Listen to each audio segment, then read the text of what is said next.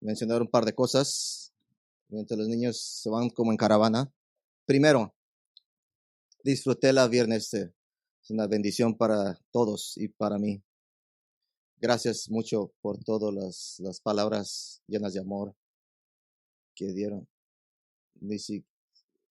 Creo que lloré, me gasté 6 cajas de Kleenex. Muy conmovedor, un gozo ser una iglesia que está fundada en la verdad hasta que todos nos vayamos.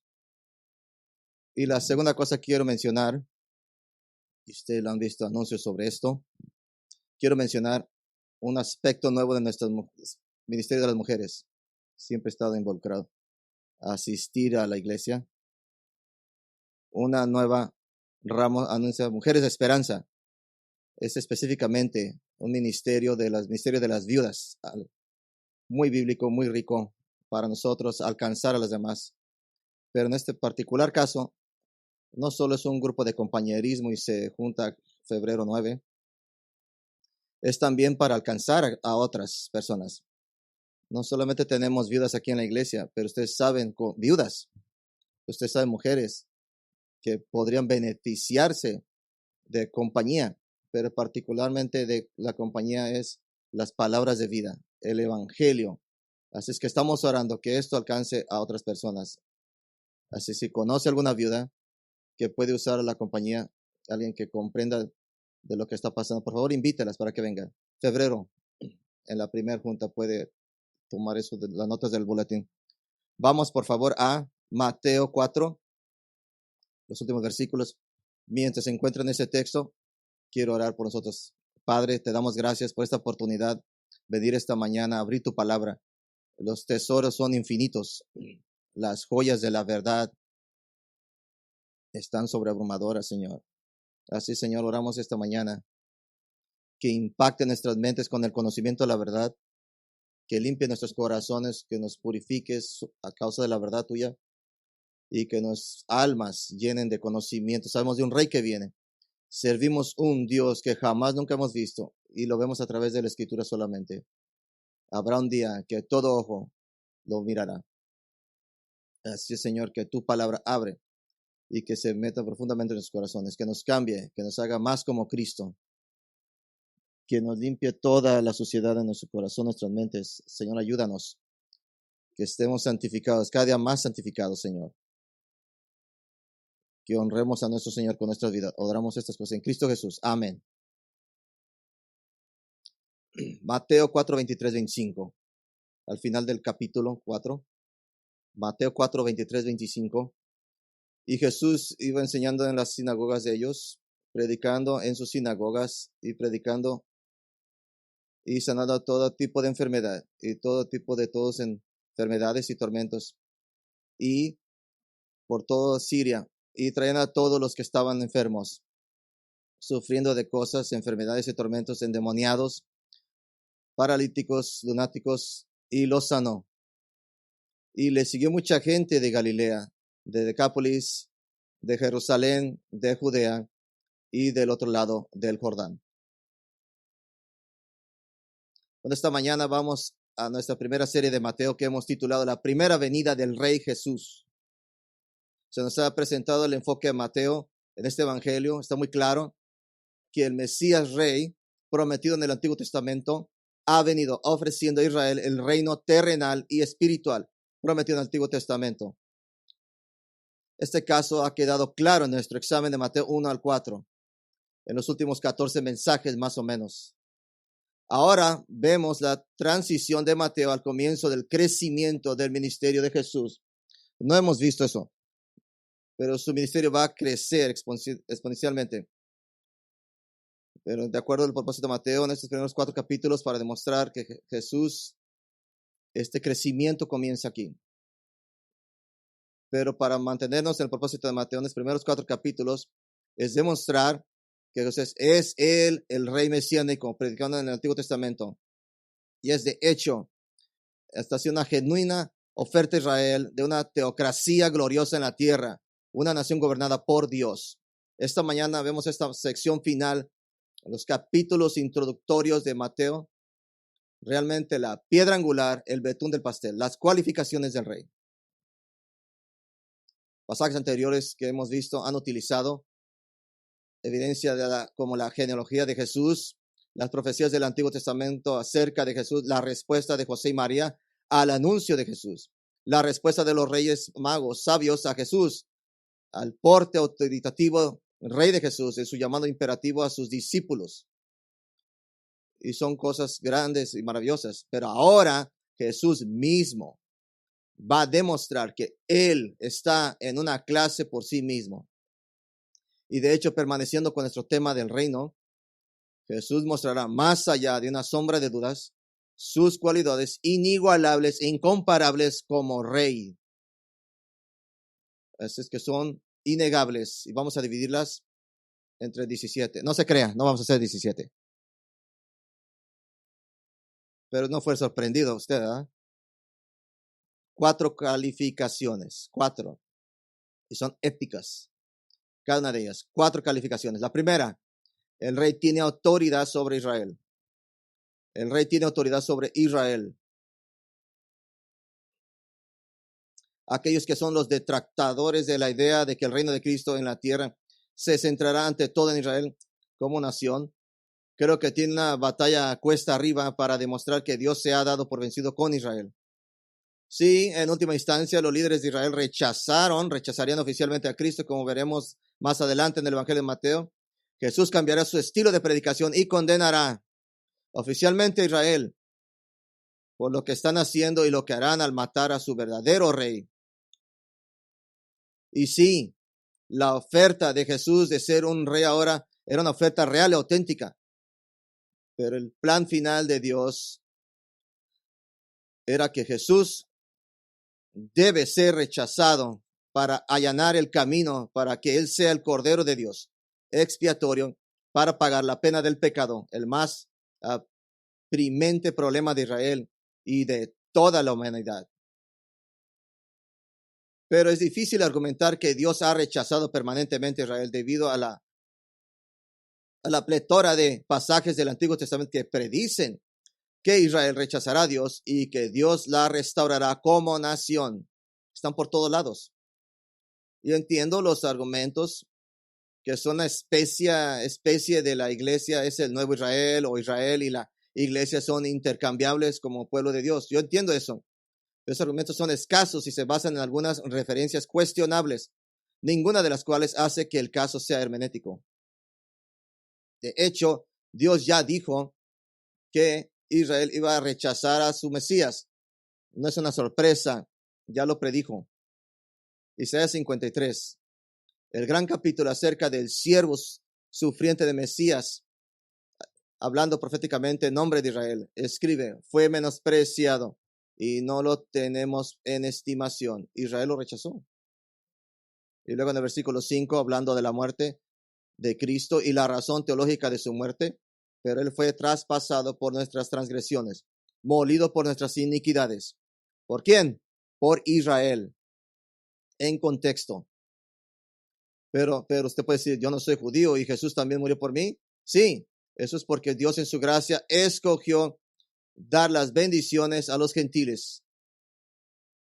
A través de Cristo, a través de Israel, a todas las naciones. Esa fue su promesa de él a Abraham.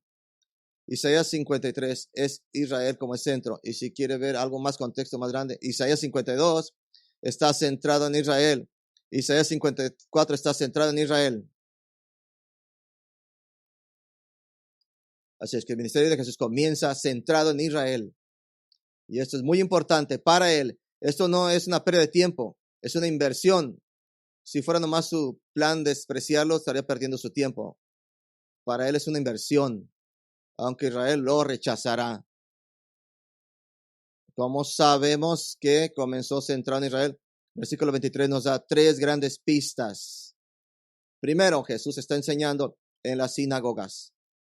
Enseña en las sinagogas, totalmente de naturaleza judía.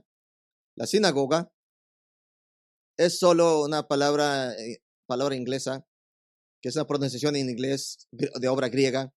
Es una palabra compuesta que significa lugar de reunión. Se desarrollan después del exilio, con los que regresaron a medida que se extendía por la región. Eran para reuniones de oración y estudio de la Torá, de los primeros 5 de la Biblia. servían como tribunal comunitario para disputas, incluso lugar de reunión para compañerismo y a veces celebraciones. Y a diferencia de nuestras iglesias locales, las sinagogas eran generalmente abiertas todo el tiempo. Y puedes tener debates, discursos, se podían dar de manera bastante espontánea. Funcionaban como la versión judía de la plaza del pueblo, por así decirlo. Así que quería saber dónde estaban la mayoría de judíos, estaban en la sinagoga. Y ahí es donde Jesús iba. Mateo es claro al hacer la distinción entre la enseñanza de Jesús y la predicación de Jesús. Hay mucha suposición, pero parece que la parte de enseñanza de su ministerio en Galilea, la providencia norteña de Palestina o Israel, la parte de enseñanza es específica de las sinagogas, a donde iban las personas que querían información más detallada sobre la palabra de Dios, para ver quién estaba hablando y qué pueden aprender. Parece que su ministerio se enfocaba en aquellos que ya están familiarizados con el contexto básico, aquellos que entendían esto, que había un Mesías y que quieren saber detalles. Es que era muy detallado en detalles. Hacemos esto incluso en nuestra propia iglesia, en nuestro estudio bíblico, nuestra parte de encuesta bíblica del instituto, capacitación bíblica que tenemos diseñada, oyendo leído recientemente este libro de la Biblia en particular. Así es que la enseñanza de Jesús era como algo más avanzado que él estaba dando. La segunda razón por la que sabemos que Jesús estaba centrado en Israel desde el principio, no solamente había enseñanza en la sinagoga, Jesús estaba predicando el evangelio del reino. Literalmente las buenas nuevas del reino. Este es un llamado a la acción basado en las verdades que se enseñas. ¿Qué haces con estas cosas? Estarás en el reino. Y debido a que la enseñanza en sus sinagogas y la predicación del evangelio del reino no se expresa como enseñanza y predicación en sus sinagogas, es justo suponer que la porción de predicación pudo haber sido más al aire libre, en diferentes lugares, como Jesús estaba en el hábito de predicar a la orilla del mar o incluso en las casas. En las sinagogas, las explicaciones de las escrituras y las enseñanzas específicas sobre el reino estaban acompañadas por el llamado más general a responder a este mensaje, que es muy específico para los judíos, porque es a los judíos a quienes Dios promete inicialmente este reino. Los gentiles compartirán, pero Israel es el catalizador y la nación primaria del reino venidero de Cristo. Tercera razón por la que sabemos que Jesús estaba centrado en Israel desde el principio. Comienza sanando solo a los judíos. Solo a los judíos. Palabra griega específica usada en el final del versículo 23. El pueblo se usa 13 veces en Mateo y cada vez se refiere solo a los judíos solamente. Cuando Mateo se refiere a otras personas, usa etnos, es decir, cualquier persona que no sea judía, la mayoría de las veces se traduce como gentiles. Y al final del versículo 23, la enfermedad de la gente. Y después, más adelante, Mateo 15, en el mismo Jesús afirma que yo fui enviado solamente a las ovejas perdidas en la casa de ¿quién? Israel. Ese fue su primer enfoque primario inicial. Está demostrando que el rey tiene autoridad sobre Israel. Está haciendo inversión en su futura nación. Puedes identificar la segunda calificación. Segunda calificación. El rey tiene autoridad sobre toda enfermedad. Autoridad sobre toda la enfermedad. Versículo 23. Dice que Jesús estaba sanando todo tipo de enfermedad, todo tipo de dolencia. El texto griego simplemente dice toda enfermedad y toda dolencia. Pero el uso de dos palabras diferentes, enfermedades y dolencia, dejan claro que la intención de Mateo no es solo decir que Jesús sanó a cada persona que tenía una enfermedad, pero que nada estaba mal. Límites. No había evaluadores fuera del escenario, como un evento de estadio, de baloncesto, de falsos curadores, para asegurarse de que la superestrella en el escenario, con la chaqueta brillante, solo viera ciertos tipos de dolencias físicas. Más sobre esto más adelante hablaremos. Jesús sanó cada tipo de enfermedad. Es una palabra general para enfermedad o enfermedad que cualquier tipo que era identificable, que el conocimiento médico del día de aquellos entonces podía al menos nombrar. No tenía tal vez cura, pero tenía nombre. Enfermedad, debilidad, es cualquier otra cosa. Debilidad, puede ser falta de energía, algo naturaleza física delicada, una dolencia física sin una causa clara o enfermedad conocida, identificada. En otras palabras, enfermedades que conocemos y enfermedades que no. Las sanó todas. Y eso es muy convincente. Pero Mateo, el gran teólogo de la teología del reino, hace todo lo que es posible para solidificar el caso de que el rey tiene autoridad sobre todas las enfermedades. A medida que el ministerio de Jesús continúa, sana a todos los que estaban enfermos y sanó varias enfermedades, diversificado una amplia variedad y dolores, significada condiciones que no había categoría, no tenía límites, y dolores, significando condiciones que causan tormento, tortura al afligido. Y como un carpintero que quiere agregar solo un par de clavos más redundantes, Mateo enumera dos tipos de enfermedades que muestra para demostrar, para hacer este caso sólido: epilépticos y paralíticos. Epilépticos, dice de manera más general aquellos que tienen convulsiones en griego, que tienen convulsiones, simplemente dice golpe de luna, por la creencia que las convulsiones fueron provocadas por las fases de la luna. Ya ven que tan desesperados querían respuestas, culpaban a la luna. Hay una evidencia de que esto es específicamente epilepsia, porque otros incidentes más detallados en los evangelios encajan muy específicamente con los síntomas. Marcos 19 describe a un niño cayendo al suelo, convulsionando, luego poniéndose rígido, echando espuma por la boca y rechinando los dientes. Eso parece convulsión. El niño en Marcos 9 que Jesús sana de epilepsia, en este caso particular, Jesús evaluó precisión que su epilepsia fue causada demoníacamente y Jesús trata ese problema directamente. Pero en Mateo 4, Jesús también está lidiando con lo que Mateo llama endemoniados, y parece que muchas personas sufrían de epilepsia, que era común, que la influencia demoníaca probablemente sería una de las principales causas.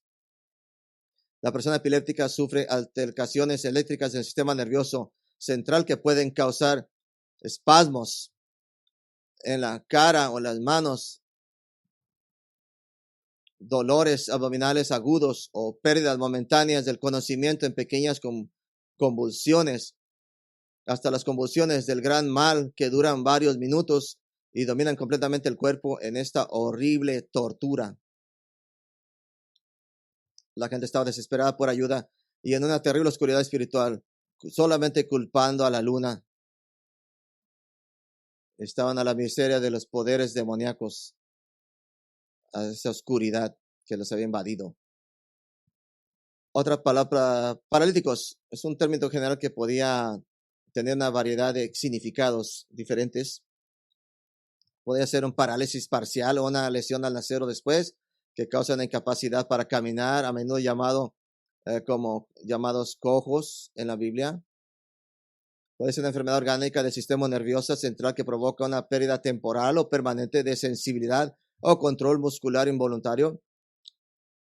Podría incluir cualquier tipo de parálisis, un trastorno del sistema nervioso central que es una forma abreviada de parálisis, algo que cause parálisis, poder controlar los músculos. El siervo de centurión en Mateo 8 y el pasaje paralelo de Lucas, que es el mismo, fue descrito como paralizado en Mateo 8 y al borde de la muerte en Lucas 7. ¿Qué es eso?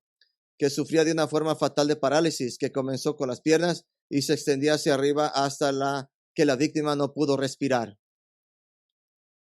Así es que estaba asfixiando lentamente hasta que lo sanó Jesús.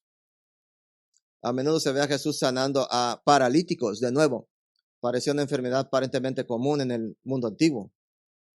Incluso en nuestro mundo de hoy, con todas nuestras tecnologías avanzadas y con todos los sistemas médicos, con vehículos y edificios accesibles, la parálisis o el palsy de los trastornos del sistema nervioso central alteran completamente la vida y en su mayoría son incurables Y Jesús los está sanando uno tras el otro, tras el otro, tras el otro. Lo pongo de esta manera, en la región de Galilea, para cuando acabó, todo el mundo podía caminar, todo el mundo. A menos que te imagines que no quiero apresurarme. Quiero que te imagines la escena de personas tras personas, tal vez acabando de tener una convulsión de gran mal o en medio de una, y de repente liberado de repente y en su sano juicio. Puede imaginar a aquellos con parálisis cerebral que apenas caminan o que su familia los ayuda a llegar a Jesús. De repente teniendo la corriente eléctrica en su cerebro funcionando correctamente y extremidades previamente inútiles ahora en pleno funcionamiento. Te imaginas a aquellos completamente paralizados desde el nacimiento, teniendo que ser atendidos, limpiados, bañados, alimentados todos los días en un momento de que la vida ya era una lucha diaria por la supervivencia y una existencia mayormente precaria y de repente fuerte. Pudo haber sido una cosa de Jesús declarar, yo tengo autoridad sobre toda la enfermedad, pero lo demostró de manera incorrecta, persona tras persona tras persona. El Evangelio de Juan dice que todos los milagros de Jesús se hubieran escrito, hubiera llenado todas las librerías del mundo. No acabarían. Las sanaciones están directamente conectadas con el reino venidero, y esto quiero que entienda usted. Están conectados a una vida que viene. Jesús prueba que Él es el rey, que gobernará. Y este reino, así será el reino, un mundo en el cual el rey erradicará la enfermedad a nivel global, a esa escala. Simplemente está mostrando un poquito. Qué tremenda cosa espera en el futuro. Tercera calificación. El rey tiene autoridad sobre todo mal, toda maldad. Sobre toda maldad. Versículo 24, una mención de una palabra, endemoniados, fueron traídos a Jesús, oprimidos por demonios. Los demonios son ángeles caídos que se rebelaron y cayeron con Satanás. Satanás es llamado Mateo 12:24, el príncipe de los demonios. Hay dos grupos de demonios en términos general. Grupo 1 son demonios libres que tienen una libertad limitada para oponerse a Dios como subordinados de Satanás.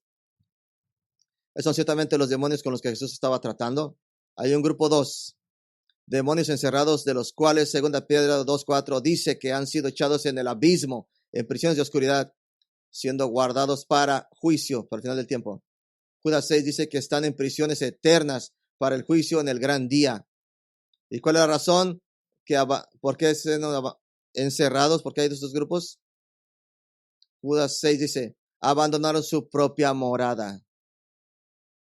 Es una buena evidencia de que estos demonios abandonaron su propia morada al tomar, sin límites dados por Dios, tomar forma humana. Y son los hijos de Dios en Génesis 6:2, que tomaron para sí mujeres humanas, multiplicando la iniquidad sobre la tierra y que llevó al diluvio de Noé. Están confinados. Los demonios son seres espirituales como los ángeles, pero no son omnipresentes en lo absoluto. No son todos poderosos. Están localizados y siguen las órdenes de su amo Satanás. Son extremadamente inteligentes, incluso identificando su precisión al Hijo de Dios exactamente por quién era en Mateo 1:24. Conocen su destino final, Mateo 8:29. Conocen el Evangelio de Jesucristo y saben el plan de salvación para los hombres. Santiago 2:19 dice que los demonios también creen lo que el versículo anterior describe como fe en el Evangelio, pero trabajan en contra de él. Santiago 2:19 dice que los demonios tiemblan ante su creencia en Dios y en el Evangelio. Les conducirá a su tormento eterno y ellos lo saben. No es que no creen que el Evangelio es verdad, simplemente no quieren que nadie más crea. Los demás tienen un sistema doctrinal bien desarrollado, que ellos promueven un sistema que se hace pasar por el cristianismo bíblico en varias maneras. 1 Timoteo 4:1 dice, pero el Espíritu dice explícitamente que en los postreros tiempos algunos apostatarán de la fe, escuchando espíritus engañadores y a doctrinas de demonios. Los seres humanos en su propio poder, sin la ayuda de Dios, no tienen poder contra los demonios.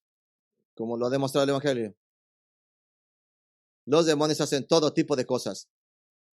Número 1, principal. Por lo general tratan de contrarrestar los propósitos de Dios.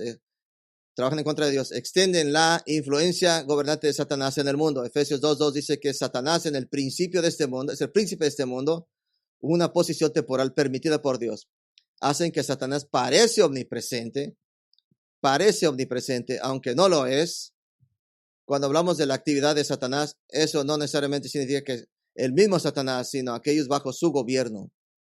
3, los demonios pueden infligir enfermedades, pueden poseer animales, Marcos 5, y son expertos en promover falsas doctrinas a través de falsos maestros.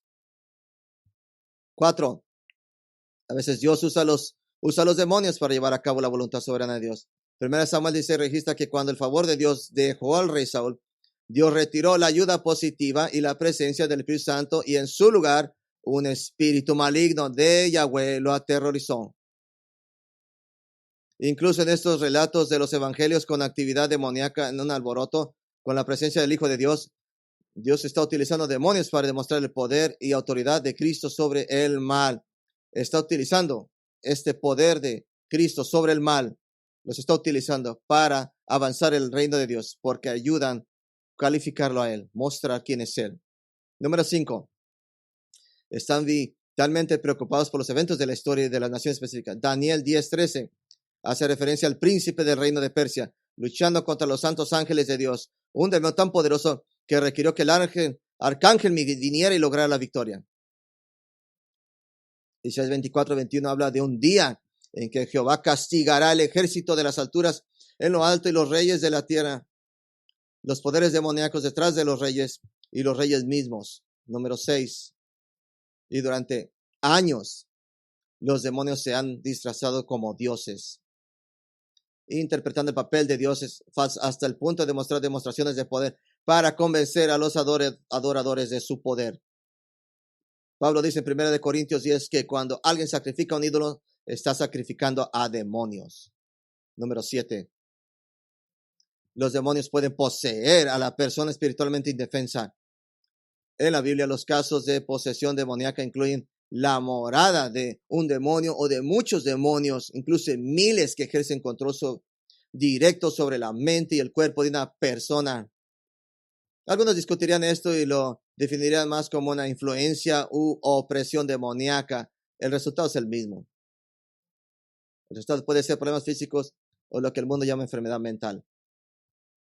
Si es en naturaleza demoníaca, no hay una causa neurológica, biológica, a menos que eso sea lo que el demonio está causar este problema. Número 8. Quiero ser muy claro en 2 puntos que deberíamos. Primero, los cristianos no pueden ser poseídos por demonios. Cristianos no pueden ser poseídos por demonios. El Espíritu Santo mora en el creyente en Cristo y puede poner de esta manera, no comparte su espacio, su cuerpo. Provee protección. No significa que Satanás y sus demonios pueden tener una influencia negativa. Las iglesias están acosadas por lo que Pablo llama la doctrina de los demonios. Pero un cristiano jamás puede ser poseído. Segundo, estar claro en esto. Nunca en el Nuevo Testamento se llama a los cristianos a expulsar demonios. Jamás. Ni se les dan instrucciones sobre cómo hacerlo. Con la excepción de que Jesús les dijo a sus discípulos en una ocasión que los demonios más fuertes solo salen con la oración. Así que puede preguntarse, ¿cuál es la cura para la posesión u opresión demoníaca? Usted no tiene el poder de cuando es eso. Usted no tiene ese poder. ¿Cuál es la cura? ¿Está listo? El Evangelio de Jesucristo es la cura. El Evangelio de Jesucristo. Porque cuando el Espíritu Santo regenera y mora, la casa está limpia, los limpia. No más demonios. Marcos 3. Jesús ha sido acusado de expulsar demonios por el poder de Satanás. Y responde magníficamente a esa acusación. Dice Marcos 3, 23, 26. ¿Cómo puede Satanás echar fuera a Satanás? No puede poner algo como, No está ahí, pero dice, y si un reino está dividido contra sí mismo, ese reino no puede subsistir. Y si una casa está dividida contra sí misma, esa casa no podrá permanecer en pie. Y si Satanás se ha levantado contra sí mismo y está dividido, no puede permanecer en pie, sino que se ha derrotado él mismo. Pero entonces, Jesús va un paso más allá. y afirma que su habilidad para expulsar demonios prueba su autoridad sobre el mal y su poder superior sobre el mismo Satanás. Dice Marcos 3:27, nadie puede entrar en la casa de un hombre fuerte y saquear sus bienes, a menos que primero ate al hombre fuerte y entonces saqueará su casa. El hombre fuerte es Satanás, que tiene propiedad en la casa llamada la mente de una persona, es decir, control, hay influencia demoníaca sobre esa persona misma que está bajo el control demoníaco. La persona que está con capital P entra en la casa, puede atar al hombre fuerte, Satanás, deshacerse de sus demonios, liberar a la persona cautiva de ese horrible tormento y ahora reclamar la propiedad de la casa. Y esa persona es Jesús y solo Jesús solamente. Ese es el hombre. He visto dibujos de Jesús sacando demonios. No es legalista. Nunca miro películas que están poniendo algo de la Biblia. ¿Sabe por qué? Siempre están cortos de la Biblia. Cada vez que prefiero leer la Biblia y no llevarme por películas. Eso tema para otro día. Pero he visto representaciones de Jesús sacando demonios y siempre y parece que está trabajando muy difícil. Nunca hay esa cosa en la Biblia donde Jesús batalla. En Lucas 11 expulsó un demonio que le impedía hablar y el hombre inmediatamente comenzó a hablar. En Mateo 8, Mateo da el detalle de que Jesús estaba expulsando demonios con una sola palabra. No sé cuál es la palabra, simplemente fuera. Eso es todo. Marcos 1 echaba fuera demonios y les podía hablar y ellos le obedecían. Lucas 4, los demonios que salían de muchos seguían, tú eres el Hijo de Dios. Pero los reprendió y les impidió hablar más. Lucas 3 predijo que estaba a punto de echar fuera demonios y lo cumplió. En Lucas 4 impidió que un demonio dañara al poseído mientras el demonio salía. En Mateo 8, los demonios son obligados a obedecer a Cristo y son enviados a una manada de cerdos que rápidamente van todos a comer al suicidio. Marcos 9 ordenó a un demonio que nunca más se le permitió atormentar a un hombre. El testimonio de aquellos que vieron esto en Mateo 9, nunca se ha visto nada. En Mateo 9 dice, nunca se había visto como esto en todo Israel. No había comparación. En el capítulo 4, versículo 1, Jesús fue victorioso, tentado por Satanás. Y hablando sobre su victoria en contra apenas de Satanás. Y salió balanceado. Escapó de Satanás. No simplemente apenas escapó. Él ejerce autoridad sobre los demonios de Satanás con impunidad y facilidad en el momento que él quiera. Inmediatamente está denigrando el reino de Satanás, le está causando erosión a Satanás, mostrando que Satanás será derrotado. 1 Juan 3:8 dice, para esto apareció el Hijo de Dios, para destruir las obras del diablo. ¿Sabe qué hace Jesús sacando demonios? Simplemente se está calentando. Eso es todo. Simplemente le diciendo, no han visto nada. Él últimamente destruirá todas las obras satánicas. Y todos los demonios lo saben. Este es el rey, el que tiene toda autoridad sobre toda la maldad. Cuarta calificación de este rey. Tiene toda autoridad sobre todas las naciones. Autoridad sobre todas las naciones. Estamos hace un tiempo que el rey tiene autoridad sobre Israel, pero el gobierno y el reinado de Cristo nunca tuvieron la intención de ser simplemente localizados en Israel. Y Jesús demuestra esto en este breve relato. Versículo, las noticias sobre él se esparcen por toda Siria. El versículo 24, grandes multitudes, dice, vinieron de Galilea, Decápolis, Jerusalén, Judea y más allá del Jordán. Galilea, la provincia norteña de Israel en los días de 300,000 personas en más de 200 pueblos y ciudades. Y Jesús continúa continúa la esperanza profética y el énfasis dado en Isaías 9:1 de que una gran luz ha venido a Galilea. La Decápolis, distrito gentil al sur y al este del mar de Galilea, significa las 10 ciudades por gentiles, pero también había judíos. Y claro, Jerusalén, muchedumbres llegaron desde Jerusalén hasta el norte. Líderes religiosos en Jerusalén estaban ofreciendo solo interminables reglas y regulaciones que no se podían cumplir. No tenían un reino, pero Jesús estaba demostrando cómo luce un rey mesiánico. Venían desde Jerusalén. Venían también de Judea, la región de Jerusalén, conocida como el Antiguo Testamento como Judá, básicamente el mismo territorio. Así que las personas que vienen de los pueblos y aldeas circundantes alrededor de Jerusalén, más allá del Jordán, un lugar llamado Perea, territorio al norte y al este del río de Jordán. ¿Cuál es el punto de Mateo? Geográficamente, Mateo abarca toda el área, le puso un círculo alrededor de Jesús. Ahora la palabra se está extendiendo y vemos a lo largo de los evangelios cada vez más y más que Jesús se cruza con los gentiles, representado por este pequeño microcosmos de pueblos circundantes. A causa de su ministerio de los gentiles, su fama se extendió a los gentiles de Siria. Ahora también los gentiles están trayendo entre ellos a los enfermos y oprimidos. Así es que Mateo 4 termina con una nota alta de Jesús, absolutamente mostrando sus calificaciones. Y mientras algunos dirían en el reino de Cristo ya ha llegado, o que ha llegado espiritualmente, de alguna manera invisible, Jesús ha demostrado claramente lo que será normal en el reino venidero cuando Él regrese. Su primera calificación: tiene autoridad sobre Israel. Salmo 24 describe con esperanza profética la venida del Rey de Gloria al monte santo de Dios. Segunda Samuel 7 predice un hijo de David, sentado en el trono de David sobre Israel para siempre.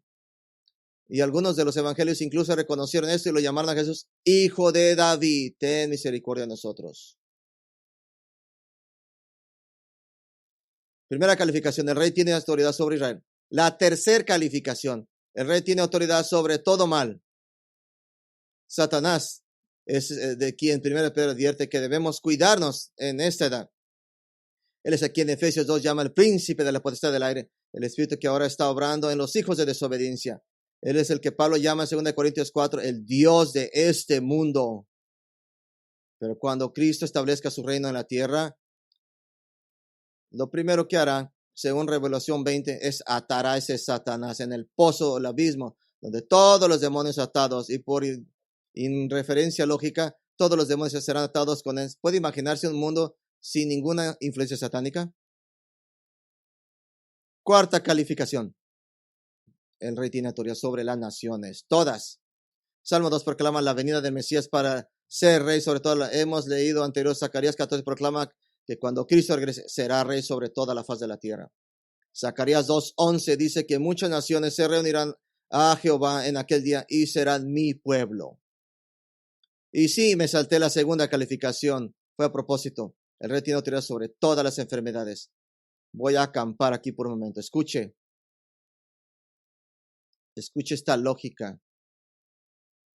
Si lo que es normal en el reino venidero es que Jesús ejercerá autoridad sobre toda autoridad sobre Israel, ejercerá autoridad sobre todo mal atando a Satanás, ejercerá autoridad sobre todas las naciones al reinar visiblemente y en persona, entonces lógicamente lo que será normal en el reino venidero es que el rey mostrará su autoridad sobre todas las enfermedades. Pero como a las otras tres calificaciones, todavía no. Todavía no. Sin embargo, uno de los mayores engaños que sucede en el reino cristiano es que la sanidad física siempre está disponible ahorita.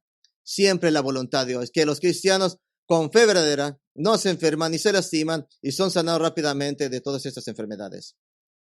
Así es que esto es algo muy importante. Hablar sobre esto desde la sanidad divina es algo que usted debería esperar normalmente hoy. No de este texto. No de este texto. Jesús no estaba dando una vista previa de cómo sería toda la era y de la iglesia. Estaba dando una vista previa de lo que sería Israel y el mundo podría esperar. Dios sana hoy, no por demanda, y no como un curso normal de eventos de sanadores, como Jesús y los apóstoles en los primeros días de la iglesia para confirmar el mensaje del evangelio. Siempre para utilizar esto para un camino, para pensar en este tema, advertirles a todos, ser claro en esto. Voy a darles 6 ideas de la falsa teología de la sanidad divina. 6 falsas ideas de la teología de la sanidad divina. Primera idea es que la sanidad es siempre la voluntad de Dios. Primero dice, pero esta enseñanza es contraria a la Escritura. La mayoría enseña que la sanidad siempre es la voluntad de Dios. Enseñan que siempre es la voluntad de Dios, pero el hecho es, algunos de los santos les dejó continuar con las enfermedades. Jacob con su cadera. Pablo dejó a Trófimo enfermo en Mileto. Pablo mismo estaba enfermo en Gálatas 4:13.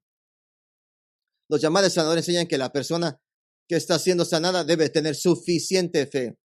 Y eso los absuelve a ellos de cualquier responsabilidad cuando no ocurre la curación. Pero no todos los que tenían fe en la Biblia que fueron sanados, ninguno de los muertos fueron sanados porque tenían fe. ¿Alguna otra persona en la Biblia? ¿Algún creyente que Dios dejó enfermos? A todos los sanó. ¿Por qué? Porque todos murieron.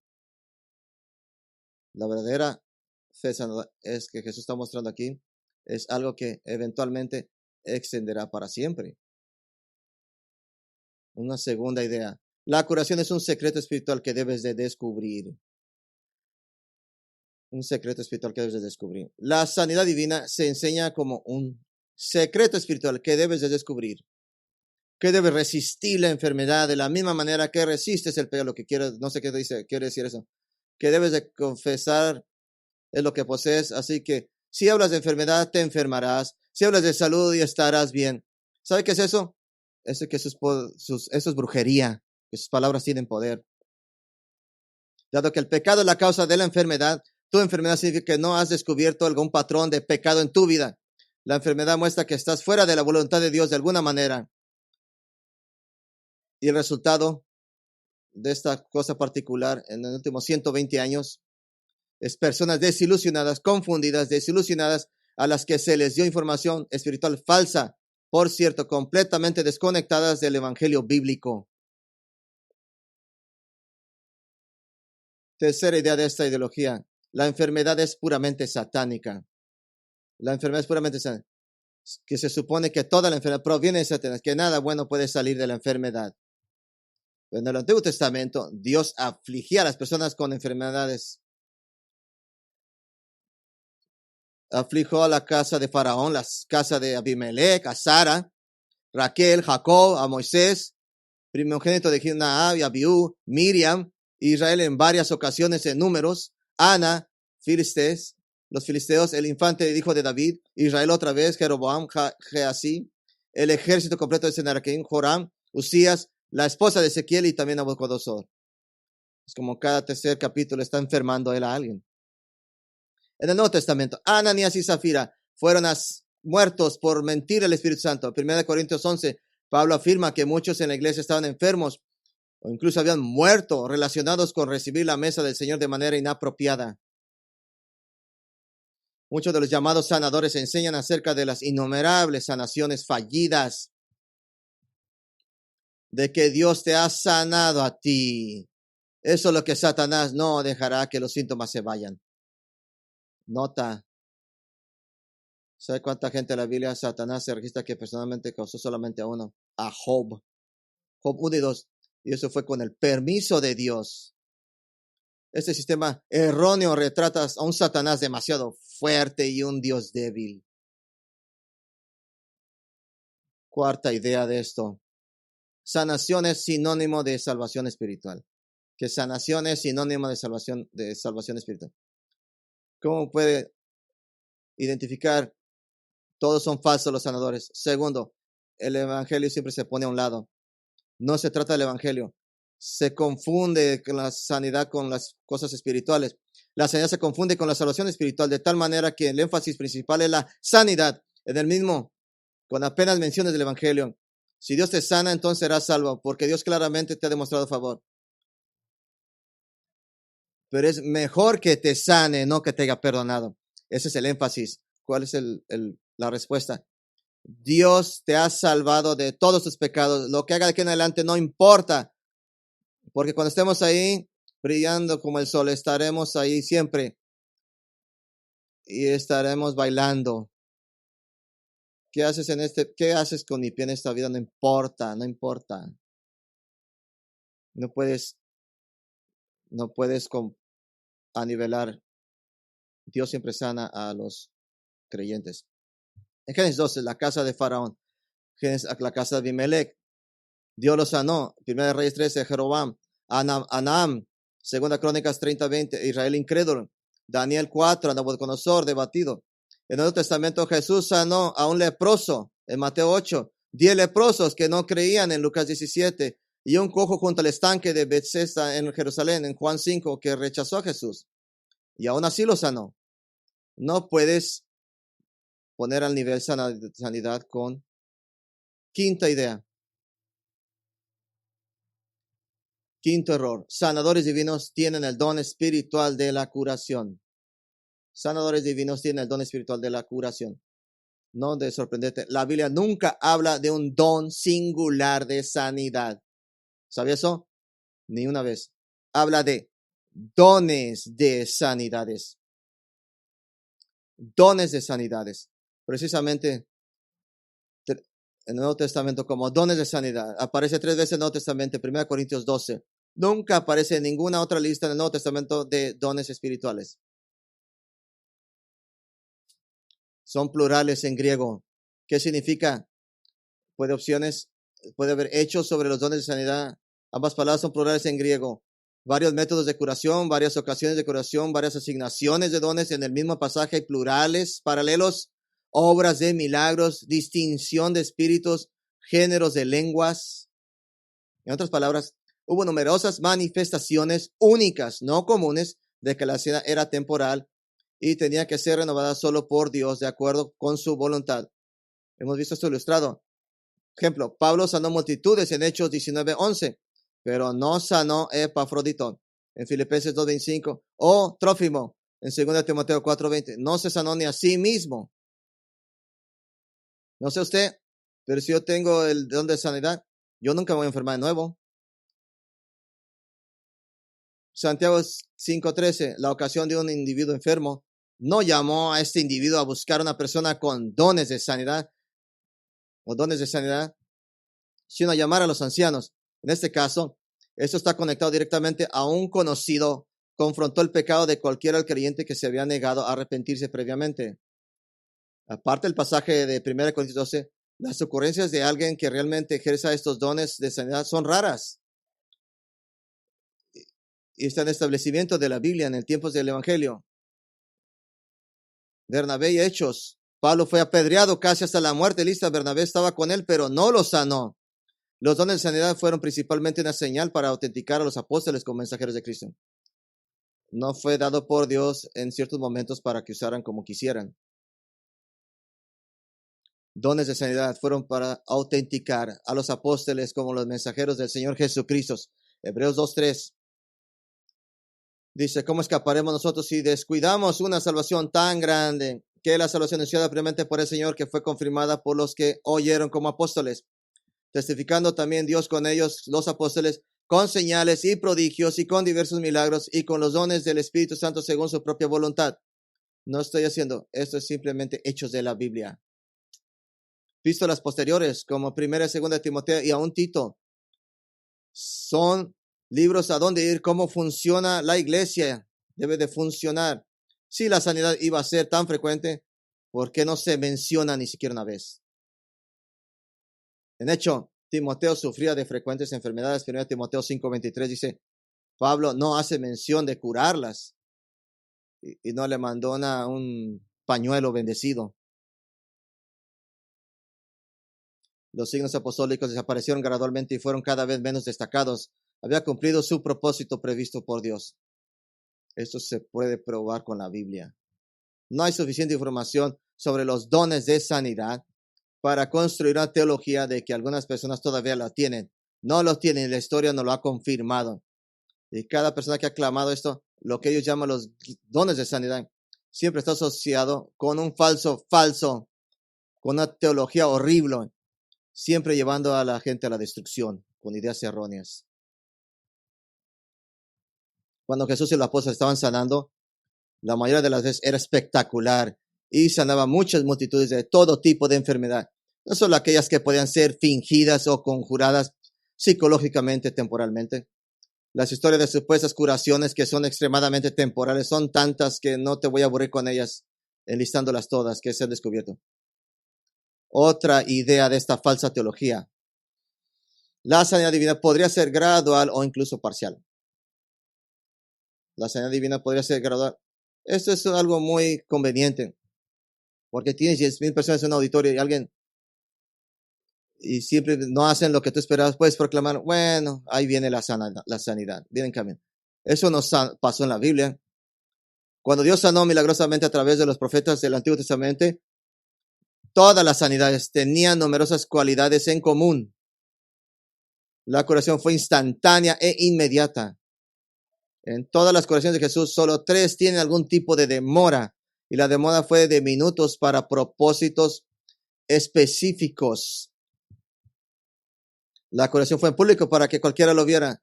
Fueron espontáneos, no durante un evento planificado como el llamado servicio de curación o campañas, o algunas personas se rechazan dentro del servicio porque no se pueden sanar. Incluían enfermedades desconocidas o intratables o incurables, siendo en ese tiempo de esa época. Siempre fueron completas e irreversibles. Eran innegables. ¿Sabe qué es importante? No negarlos. Solo los enemigos, aún los enemigos, nunca dijeron que eran falsos. Los creían aún los enemigos de Cristo cuando los hacía. Para ser claro, para usar la doble negatividad, esto no significa que Dios no está sanando hoy. Eso es diferente a los dones de sanidad. Pero el propósito del ministerio de sanidad de Cristo fue una gran medida, no solo para demostrar su amor y su compasión, sino para demostrar lo que el reino venidero será como en esos entonces. Las sanidades fueron una poderosa invitación para unirse a ese reino, poniendo la fe salvadora en Cristo. ¿Creemos en sanidad? Claro. Simplemente no creemos en sanadores, no creemos en esos charlatanes. No existen hoy, no los necesitamos. Deje picar su cresta aquí, porque alguien puede preguntar, ¿qué es el Salmo 103.3 que dice que Dios sana todas tus enfermedades? Y que de 1 de Pedro 2.24 dice que cita a Isaías 53, dice que por sus heridas fuiste sanados. Bueno, vamos a estudiar la Biblia. Vamos a 1 Pedro 2.24. 1 Pedro 2.24, 25. Pero es poco tiempo, así es que vamos a lo más. 5 elementos de la salvación espiritual. Y tienen que ver con una sola cosa: salvación. Tienes el evento de la salvación. Tiene la razón de la salvación para que, habiendo muerto al pecado, vivamos a la justicia. El medio de la salvación: por sus llamas fuiste sanados. La necesidad de la salvación: porque vosotros andabais continuamente descarriados como ovejas. Y en medio tienes los medios de la salvación. Tiene el evento, la razón, medio, necesidad y el resultado. Siempre salvación, salvación, salvación, salvación, salvación. ¿De qué está hablando? Salvación. Salmo 103.3, en gran contexto, dice: quien perdona todas tus iniquidades, quien sana todas tus dolencias, quien redime tu vida del abismo, quien te corona con misericordia y compasión. Esto es un cuadro muy grande. Esa es la imagen más grande de la salvación espiritual, que por cierto resultará últimamente en la sanación de ¿qué? Dios sanando todas tus enfermedades. Si está en su resurrección, cuerpo resucita, no va a tener ni gripa. Así es que Dios sanará todo. Claro, absolutamente. Ya lo hizo. Estar consistentes. Las 4 maneras que el reino demuestra que Dios demuestra su autoridad tienen por venir. La falsa expectativa de la sanidad divina, como de alguna manera siendo la norma, ha hecho mucho daño a la iglesia. Ha promovido la ideología demoníaca de que la intención de Dios es que la mejor ahorita y la más bendecida que disfrutará será ahora. Ha separado a Dios y al evangelio.